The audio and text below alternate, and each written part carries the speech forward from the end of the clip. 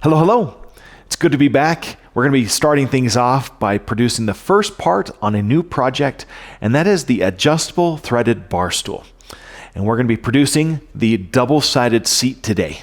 Now, the difference of producing this project in the past is we are producing this on the new Robby One CNC system. So follow me and let's go show how we need to make some changes in order to produce this project on that new CNC system. Now, if this is your first legacy CNC video, welcome. Thanks for being here. Throughout these project videos, I like to break out the decisions I made either in the designing process, the cutting strategies, or even the fixturing right on the machine and why. That way you can learn from my mistakes and hopefully pick up on a few tips and tricks that you can use with your CNC. As I mentioned before, this entire project is going to be made on this new Robby One CNC system. This also has 3 workstations just like the Maverick CNC series and Renegade series, to where we can maximize our woodworking capabilities in a single platform. However, here I got to change a couple of my layouts and fixtures and strategies to make it work. And so as we make this project over time, I'll point some of those out. Today we're just going to be using the horizontal workstation to hold our parts down, and a T-slot table with Legacy's low pro clamps does a wonderful job at doing this. This fixture ensures that the part is square and true to the machine so that we can have the most accurate parts that we can get right off of the machine. In total, we're going to see 3 cutters being used throughout this project: a 1/2-inch straight cutter, a 1-inch core box, and a 2-inch plunge roundover cutter. The 1/2-inch straight cutter is used to pocket out the round mortise section so that the threaded shaft can connect to the base of the seat. This is taking 1/4 inch per pass with a 40% step over, so technically this pocket is 0.02 inches oversized from the round tenon that's going to go into it. That's my go-to allowance for a lot of my joinery, and it seems to work quite well. When we add some glue, everything starts to swell and it still is a nice snug fit. With this seat being a double-sided part, it's really important that we have accurate fixtures. And this T-slot table, in combination with the low pro clamps, makes this process really easy. Over the years of doing many double-sided components, I finally learned the key to making it easy to do this type of technique. And that is to follow the corner between side 1 and side 2. So for example, on side 1, we made the bottom left corner XY0 and ran that program. Then we followed that corner as it flipped to side number 2. And so now the bottom right corner is XY0.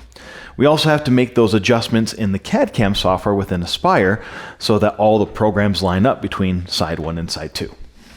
By using this method, it doesn't matter if our blank is cut to the exact size or not. It could be oversized, undersized, everything still lines up. We just need to make sure we have a nice straight edge and straight fixture during the flipping process. Now, side number 2 is where all the magic is going to happen. This is where we're going to be carving the actual shape that we want to put into the seat. That way we have a little more comfort when sitting down. The second cutter that is doing all the shaping for the seat is a 1-inch extended core box cutter. This tool is programmed to cut at 300 inches a minute with an 8% step over with no roughing pass. And it's cutting along the grain of the wood to maximize our surface finish. Now, one thing I've noticed when running 3D carving tool paths is that the first cut, that first pass that goes down the length of the material, is always the most aggressive. That's because it's cutting with the full width of the cutter, just putting a bigger load on your tool.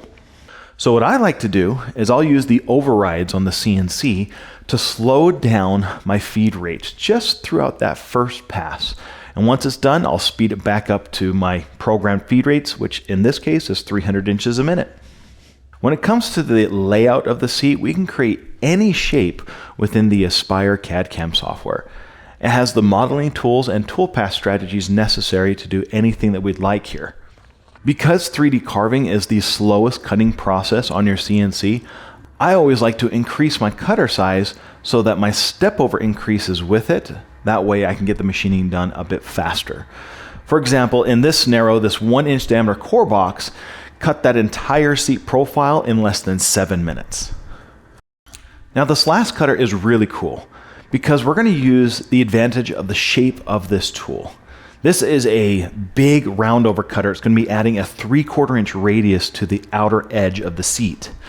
While doing that, it's also going to be following the dish of the edges to ensure that the cutter profile is applied to all the correct depths along those edges. This cutting technique is called a profile toolpath. And it makes sense. You're using the profile shape of your cutter to apply whatever shape you want to the material instead of carving it.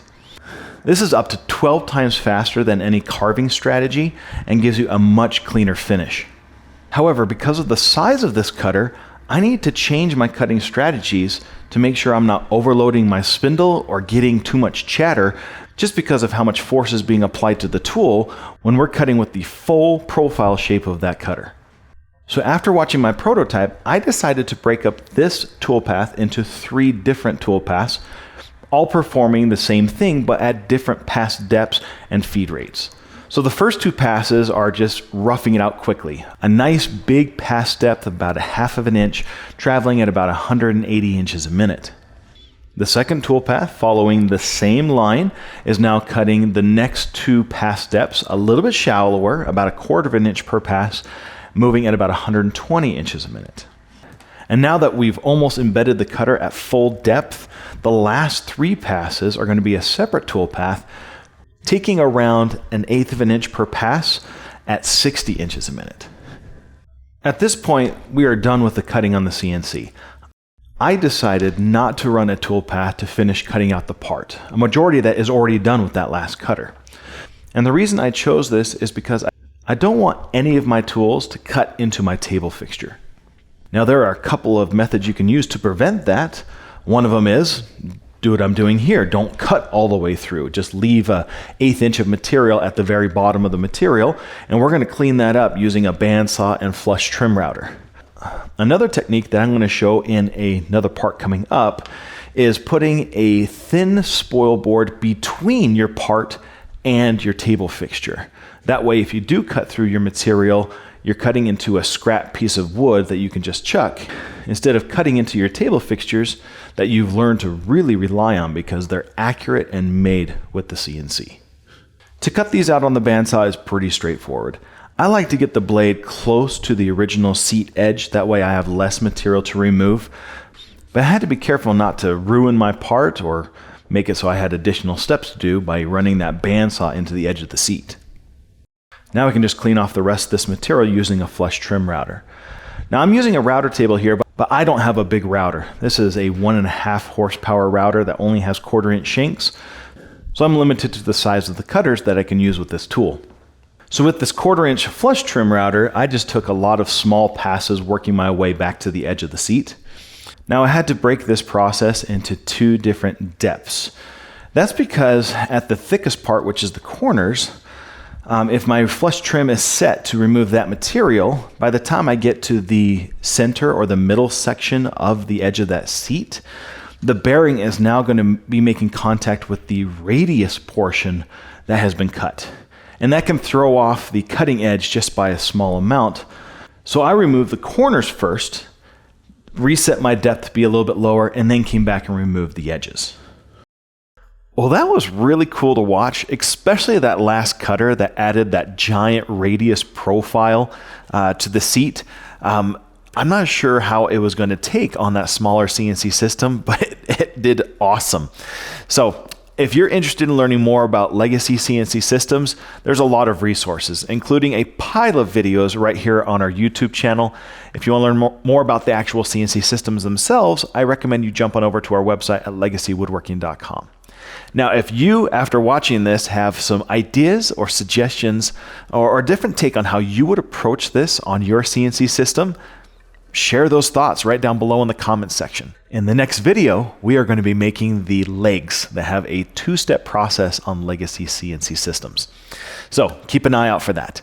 As always, thanks for watching, and we'll see you guys in the next video.